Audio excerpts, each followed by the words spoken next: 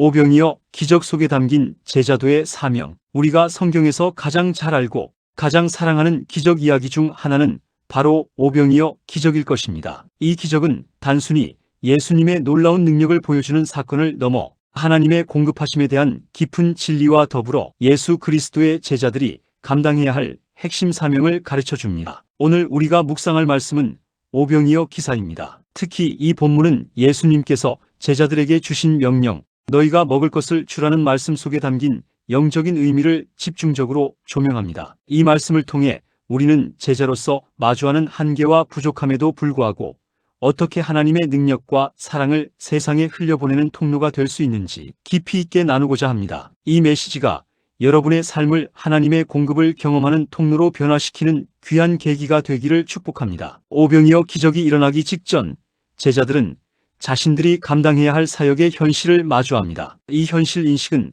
오늘날 우리가 사역이나 봉사를 할 때 겪는 어려움과 정확히 일치합니다. 제자들은 예수님께 돌아와 자신들이 행한 모든 일과 가르친 것을 보고합니다. 그들은 예수님의 권능으로 귀신을 쫓아내고 병자를 고치는 놀라운 사역을 감당했습니다. 사역이 너무 바쁘고 몰려드는 사람이 많아 음식 먹을 겨를도 없었습니다. 예수님은 그들에게 너희는 따로 한적한 곳으로 가서 잠깐 쉬어라고 말씀하셨습니다. 예수님은 제자들의 육체적 피로와 영적인 재충전의 필요성을 아셨습니다. 사역자는 열심히 일하는 것만큼이나 하나님 안에서 쉼을 얻는 것이 중요합니다. 쉼은 나태가 아니라 지속적인 사역을 위한 하나님의 공급을 받는 시간입니다. 예수님과 제자들이 쉬려고 도착한 한적한 곳에 무리들이 이미 예수님을 기다리고 있었습니다. 예수님은 이 무리를 보시고 깊은 긍휼을 느끼셨습니다. 예수님은 그들을 목자 없는 양 같다고 여기셨습니다. 목자 없는 양은 방향을 잃고 위험에 노출되며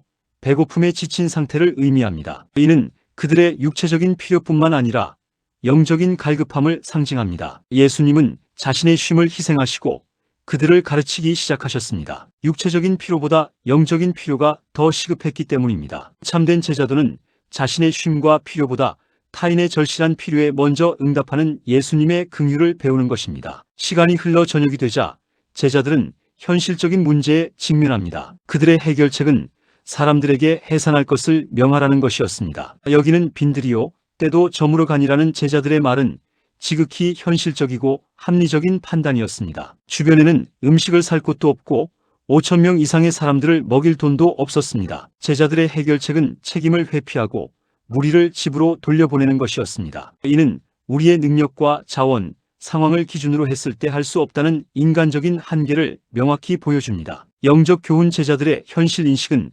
우리에게 사역의 두 가지 측면을 가르칩니다. 하나는 쉴 줄 아는 균형이고 다른 하나는 인간적인 한계를 인정하는 겸손입니다. 제자들의 합리적인 판단에 대해 예수님은 완전히 다른 차원의 명령을 내리십니다. 이 말씀은 오병이어 기적의 신학적, 사명적 핵심입니다. 예수께서 대답하여 이르시되 너희가 먹을 것을 주라. 이 명령은 제자들에게 엄청난 당혹감과 부담을 안겨주었습니다. 제자들은 방금 자신들의 한계를 고백했는데 예수님은 그들에게 너희가 그 일을 하라고 명령하신 것입니다. 예수님은 제자들이 돈이 없다는 것을 모르셨을까요? 아닙니다. 예수님은 이 명령을 통해 제자들에게 두 가지 중요한 사실을 가르치고자 하셨습니다. 너희의 능력과 자원이 아닌 나의 능력이 너희를 통해 역사할 것임을 깨닫게 하려 하셨습니다. 예수님을 따르는 제자의 사명이 단순히 가르치는 것을 넘어 사람들의 육체적, 영적 필요를 채우는 공급의 통로가 되어야 함을 가르치셨습니다. 우리가 가서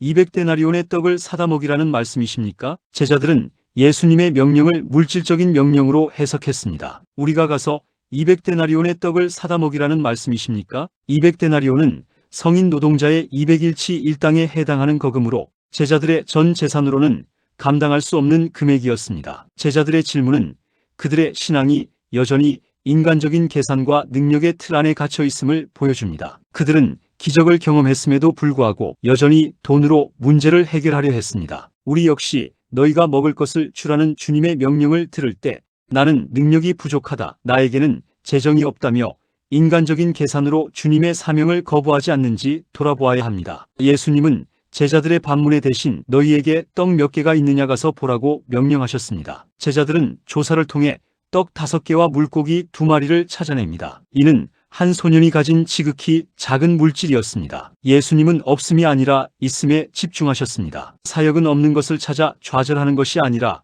있는 것을 발견하고 주님께 드리는 것에서 시작됩니다. 아무리 작은 재능, 시간, 물질이라도 주님께 드려질 때 그것이 기적의 씨앗이 됩니다. 오병이어 기적은 제자들이 자신들의 손을 통해 하나님의 공급이 어떻게 이루어지는지를 직접 목격하고 경험하게 한 훈련이었습니다. 예수님은 제자들에게 무리를 50명씩, 100명씩 떼를 지어 푸른 잔디 위에 앉게 하셨습니다. 이 명령은 단순한 효율성을 위한 것이 아니라 하나님의 공급은 항상 혼란 속이 아닌 질서와 순종 속에서 이루어짐을 보여줍니다. 제자들은 무리를 통제하고 질서를 잡는 준비 사역을 감당해야 했습니다. 예수님은 떡 5개와 물고기 2마리를 받으시고 하늘을 우러러 축사하셨습니다. 기적은 제자들의 능력이 아니라 하늘의 근원에서 시작되었음을 보여줍니다. 모든 공급은 하나님 아버지께로부터 옵니다. 예수님은 직접 무리에게 떡을 주지 않으시고 제자들에게 떼어 주어 무리에게 나누어 주게 하셨습니다. 제자들은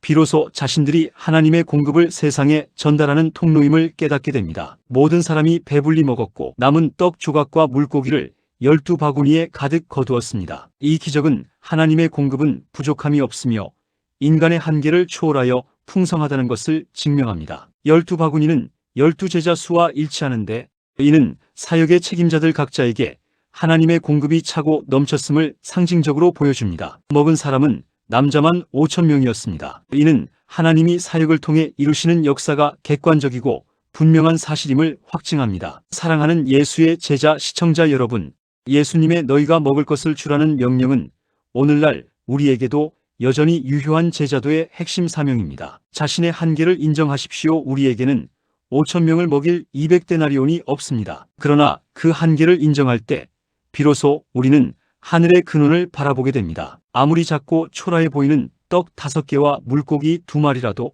그것이 우리의 시간, 재능, 물질이라면 주님께 기꺼이 내어 드리십시오. 주님은 우리가 드린 작은 것을 축사하사 상상을 초월하는 기적으로 사용하십니다. 우리의 사명은 직접 문제를 해결하는 것이 아니라 예수님께 받은 생명의 떡복음과 사랑을 세상에 나누는 통로가 되는 것입니다. 우리가 받은 모든 은혜와 축복을 이웃과 세상에 흘려보내는 생명의 떡이 되라는 주님의 명령에 순종합시다. 주님의 긍휼과 능력을 세상에 전달하여 배고픈 영혼들에게 생명을 공급하는 예수 그리스도의 참된 제자가 되시기를 축복합니다. 아멘.